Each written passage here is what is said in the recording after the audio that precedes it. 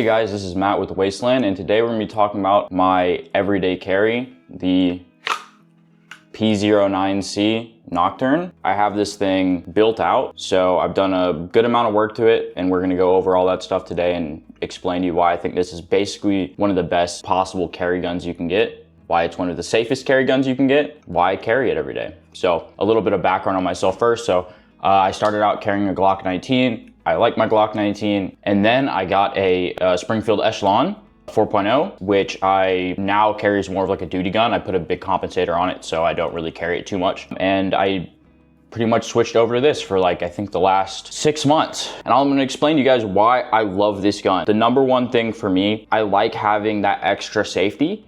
I know maybe some people don't care about that. Maybe for a lot of people, I'm sure it's like kind of creeps in the back of your mind of like, what happens if I have my gun, you know, in the holster and I have it in my bag or something, and you put your bag down a little too aggressively, it comes out and you have a 3-pound Glock trigger in there, right? And it presses, you know, things like that. While the chances are very low for that to happen, it is possible. And something like what I just described has literally happened to me, where it managed to fall out. Now, luckily, it was with this gun, and in the double action configuration, the trigger's so heavy, obviously it's not a good thing, but I'm not super concerned it's gonna fire itself.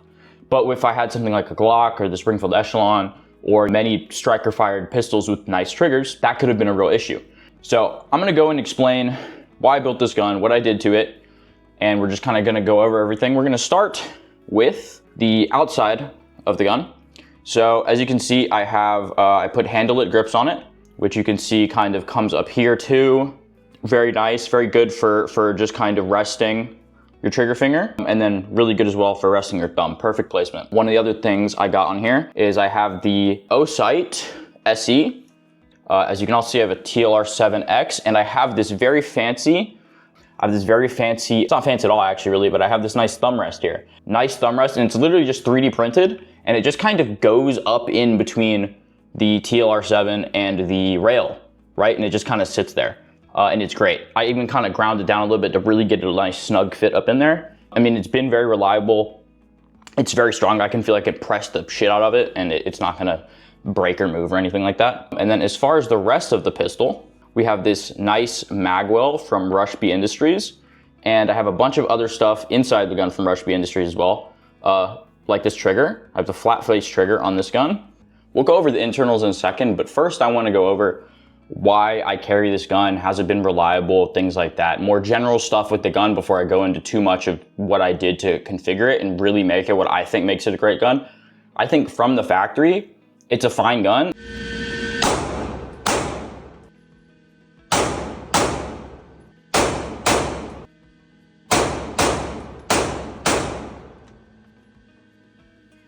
It has an optics cut. It has a cover for like an optic plate. If you don't want to run an optic. It's a fine gun. It's pretty reliable. I mean, I haven't really had, I'll tell you the issues I have had with it. I think they're pretty small in the grand scheme of things, especially after a little bit of a break-in period.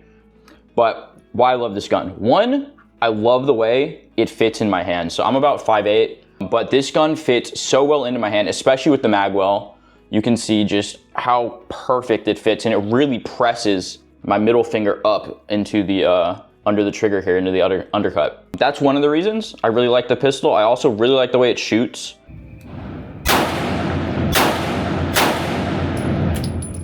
The biggest thing for me was I also love the way it looks. I'm not gonna lie to you. I think it's a beautiful gun, especially with the magwell and the light and the dot on there and everything. The way the safety works on a double action, single action gun, and I really wanted either a single action only with the safety or a double action, single action pistol. I really wanted one. I really wanted to switch over just for the extra bit of safety, especially appendix carrying it just being pressed right into my junk all day long or for extended periods of time.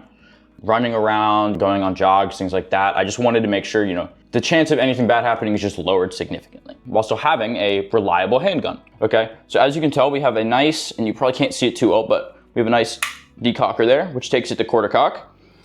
And when it's at quarter cock or at fully uncocked, it is, I think, I don't have a trigger gauge, but I think the stock triggers are somewhere around like 9-10 pounds.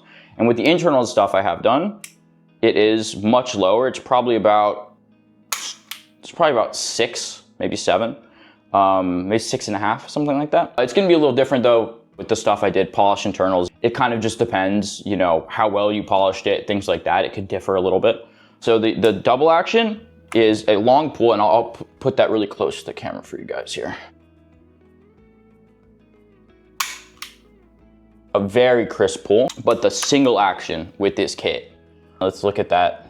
So you have a little bit of a move before we hit the wall, and there's really not much of a wall in this thing. I mean, once you're in single action, I mean, you're shooting somebody, right? Typically. So you see we hit the wall here. It is crisp. For a double action, single action, that is a great trigger. Let's do it again, I'll do it a little quicker. So boom, I hit my wall. It's a nice trigger. Obviously, it's not gonna be anything like a 2011 trigger. It's obviously not gonna be something like a Canic or a Walther trigger. Those types of striker fire triggers are just meant to have very little wall, you know, a super crisp break. If you wanted to compare it to a striker fire handgun, the best thing I could say is maybe like more of like a P-0320. It's kind of more of a rolling break. It feels very crisp, and you can really tell when you're on that wall. With this trigger, you can really tell, especially in the single action. You can feel it's just right there, and then just a little bit more pressure, boom, it goes off. And then with the double action as well, I love the double action because you can just kind of tell when you're getting there, right? Like I'm really on the wall, I'm really pushing through it, and then boom, there it goes. I could dance this thing on my finger. I'm pressing really hard right now, right? I'm pushing more than the full weight of the gun on my finger. It actually hurts. It's physically pushing down here and not pulling the trigger. It's not getting out of quarter cock. As you can see, it didn't even get to quarter cock with me doing that, which does not require, and if you'll see, it doesn't require much effort to do that, right?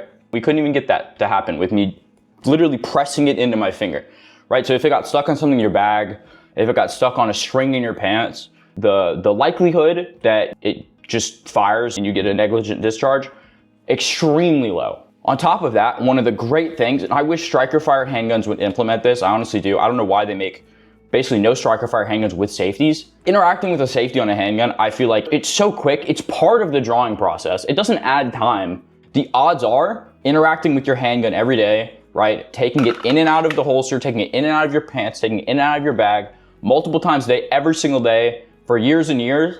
The odds that a mistake happens or an accident happens doing that are so much higher than you know, being robbed or your house being broken into for most people, right? Unless obviously maybe you live in the hood or something. Now we'll get into the one issue I've had with this gun. We'll get into the one issue, and it is a magazine issue, and I've heard there are solutions for it. So what will happen with this gun is on the last round in the magazine, it will lock back on the last bullet.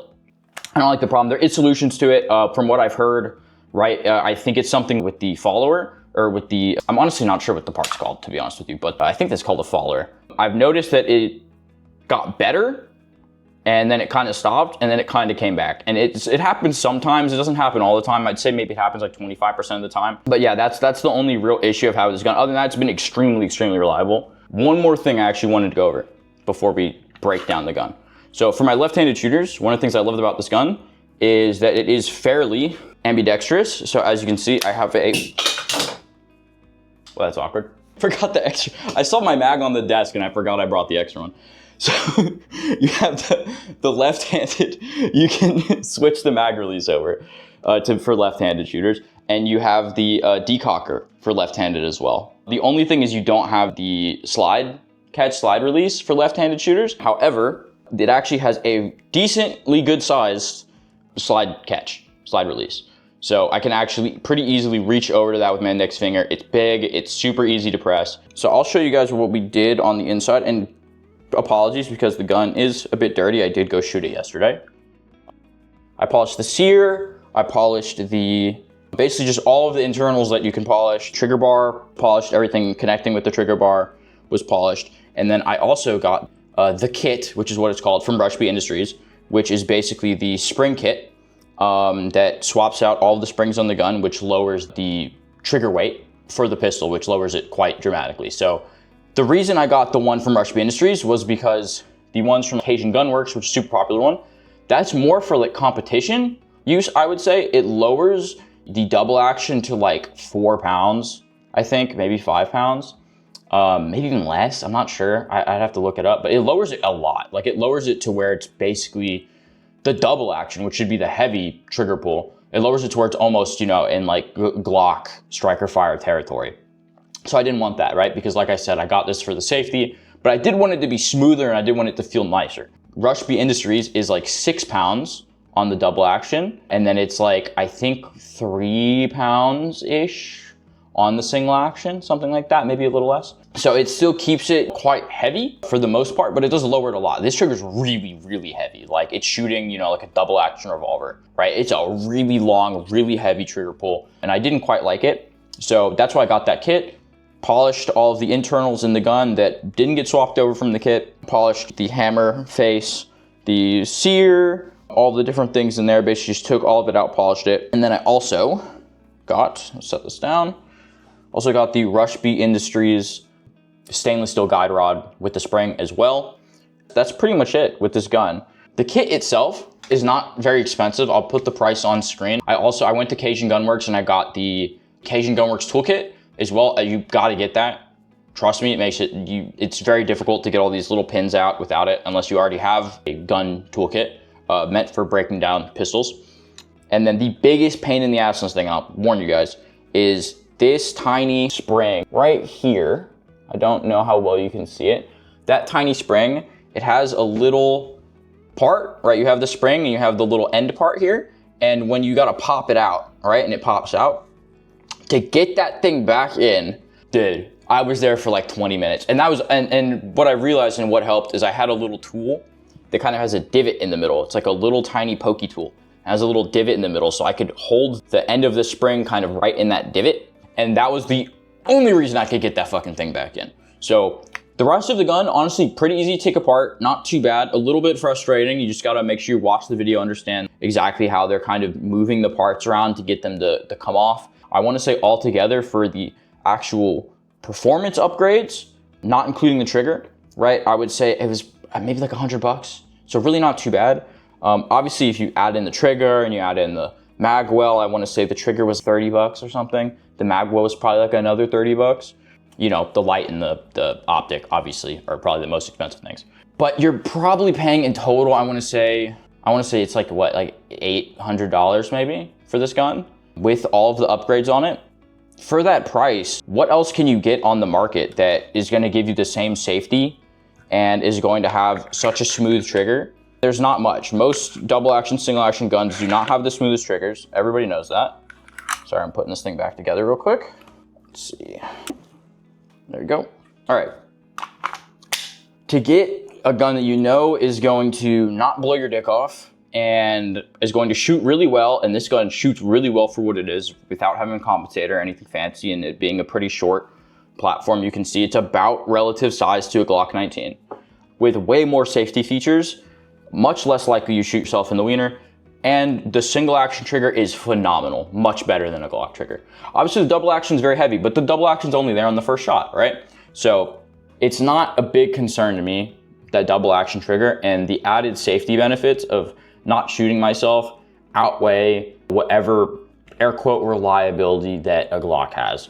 And really that reliability is mostly on the Gen 3. The Gen 5 is still quite good. The Gen 4 and 5 are still quite good, but the 5V and the 6, which I think is the 6 is a variation of the 5V. Whatever changes they did, those changes I think were maybe rushed out, I'm not sure, but I've heard more reliability issues with that. So if you're looking at upgrading a pistol, upgrading your carry pistol, and you're looking at like a Glock Gen 6 or a different striker fire handgun, I really think it is worth your time to look at getting a P-09C. Especially the biggest thing too is there's not a lot of not super expensive hammer fire pistols that have a good optics mounting system. No plates on there, keeping it on the gun. And look, I really like Berettas. I love the Beretta, but the thing with that is the way the gun is designed, it just doesn't really fit an optic that well. And like this gun looks like it's meant to have the optic. Unlike the Berettas, which have a very rounded top of the slide, and this doesn't fit it that well. So there's just a lot of things to really like about this gun, and the biggest ones are not shooting yourself in the dick, and it shoots really well. So that's pretty much it, guys. Let me know if you have any questions. Let me know if I should make more videos about this handgun or other handguns. And then something else I wanted to point out is, I'm gonna put it on screen now and I will save it to the end of the video. My YouTube channel is called Wasteland. As you can see, I'm wearing a nice shirt here. It is actually a Wasteland shirt. I'll show you guys the back as well. Here we go. And I have a bunch of designs. I'm gonna throw them on screen now. Let you guys look through those. If you guys think that I should continue with this YouTube channel, if this was an interesting video for you guys and you want me to release some of these shirts, let me know. I would love to do it. I love making clothing and it's been something that I'm super passionate about, but I don't really have a ton of time with all the other stuff I have going on. So if this YouTube video does well, then I will end up probably, hopefully releasing these shirts and put them up on my website. So that's pretty much it. Hope you guys enjoyed the video. And if you're thinking about carrying a double action, single action pistol, let me know why below. Let me know if you think this is a good double action, single action pistol. If you think I made a good choice for a carry weapon. Yeah, that's pretty much it, guys. I'll talk to you later. Peace.